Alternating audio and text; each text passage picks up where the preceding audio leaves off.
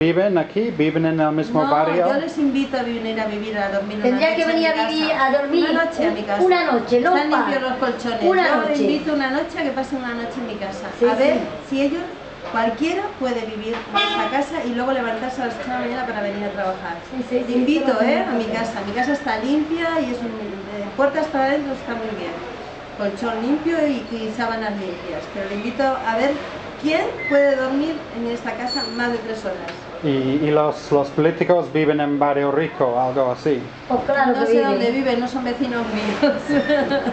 No tengo ni idea. Vale. Supongo que estarán más protegidos que yo, supongo, no lo sé. ¿Y tú opinas hay mucha diferencia dentro de los partidos políticos como PP o Partido Socialista o Izquierda, los ERC de Cataluña, alguno que hacen más, Entre ellos mismos se más matan. caso a la gente?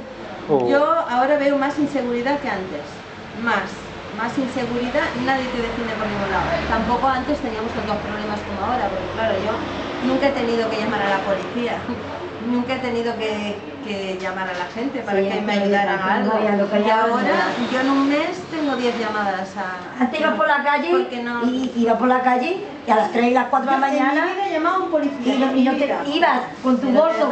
Yo venía de trabajar a veces a las 3 de la mañana, trabajaba en el restaurante, a las 3 de la mañana por la Rambla y a mí jamás me llamaron la atención ninguno, ni me intentó quitar el monedero, ni quitarme el bolso. Yo iba tranquilamente.